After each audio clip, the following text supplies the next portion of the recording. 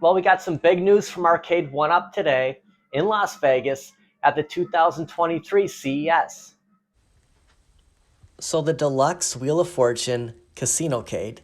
And here's a couple other pictures on how this is going to look. And this is a 3/4 size scale, along with new deluxe legacy cabs that don't have risers. Mortal Kombat 2, Ms. Pac-Man Class of 81, and your Pac-Man Legacy cab. They also announced an 18.5-inch portable infinity table. My thoughts on the Legacy Deluxe editions now.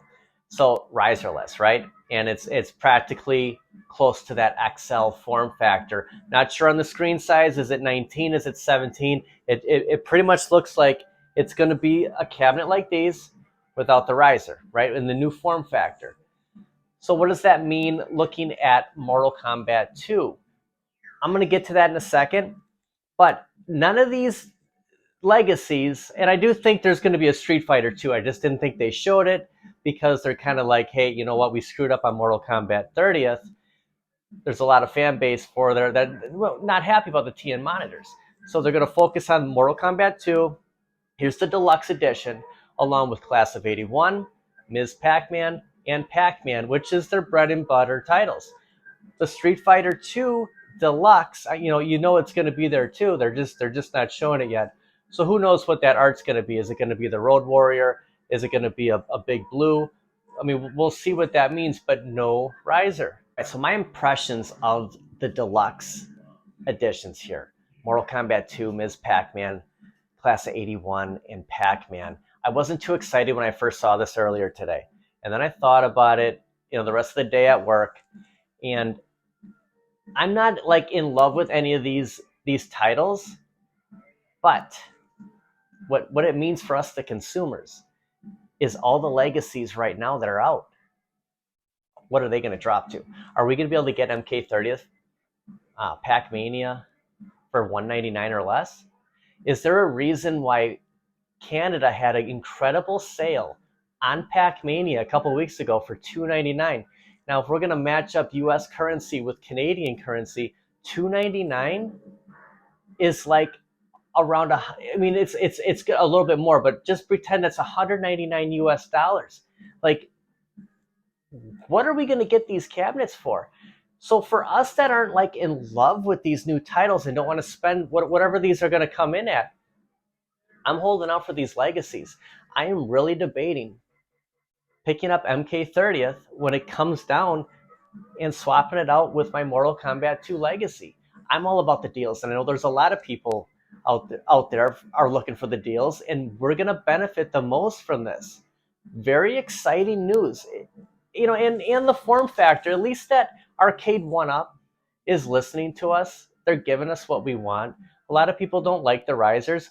I'm okay either way. I mean, the XL Pros, they do look cool. But if they're going to make them going forward without risers, that, fine. I'm okay with that. I mean, we might all change out our arcades in time anyways. It's just like any place you go to that had arcades at restaurants or bowling alleys. They didn't keep these titles for forever. They'd swap them out. And I guess maybe that's what we do at home. So that's my take on the deluxe editions. Something that's not really on my radar are the infinity tables. I've seen these things in stores. They're $900, and I think that's the 32-inch screen. They're steep. This is steep stuff. I mean, we're complaining about a $699 XL cabinet. I mean, this is a $900 screen we're playing board games on. I do like the idea of the 18.5-inch screen that was announced today. It's portable, and you can take it with just going through Christmas Eve, Christmas Day, and New Year's Eve, getting together with friends and family. This is a great idea to take to those parties, and people will just hover around this. I like this announcement. We'll see where the price comes in on those infinity tables. All right, and I was saving this for last. The Wheel of Fortune Casinocade Deluxe was announced today, and it's a 3/4 size machine, and it's slots, right? right underneath something I read today was that's going to be the full size, but then there's going to be 20 other casino popular games. So that tells me those are partycades. And I was calling for this Black Friday, like hoping that we'd see some new partycades. I mean, I really like the partycades.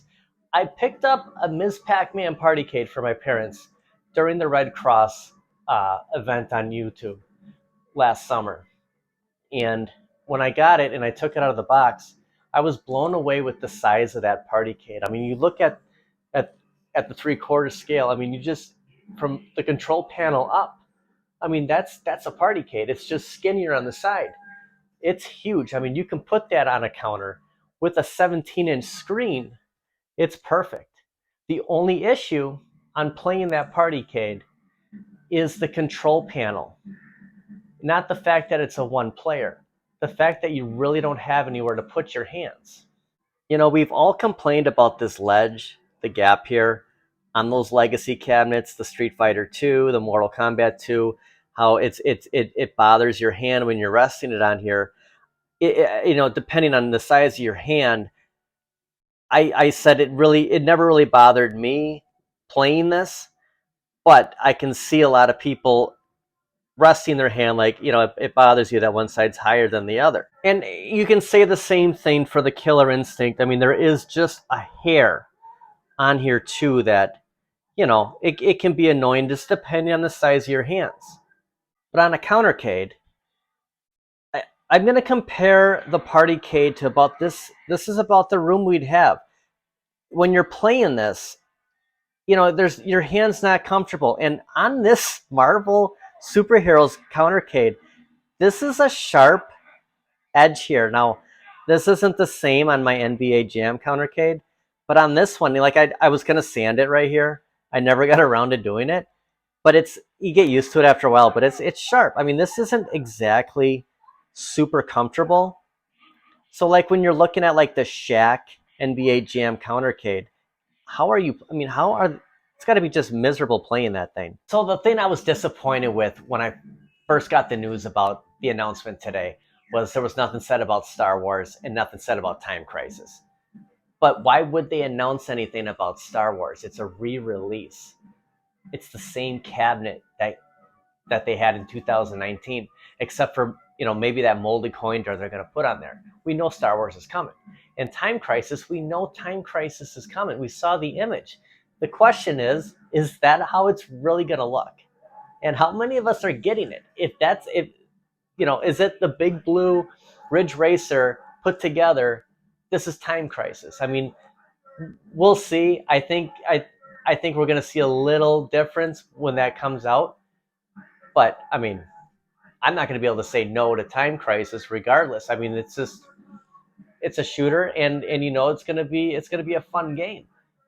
Coming back to CES though, we'll see what cabinets they make going further without risers. And it's just part of the hobby. It's exciting that they're making a push here to bring us the closest thing to a real arcade we can possibly get in our homes, affordable and easy for us to move around, right?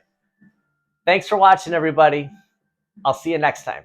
Of course, the downside is 2023 could be real pricey for us.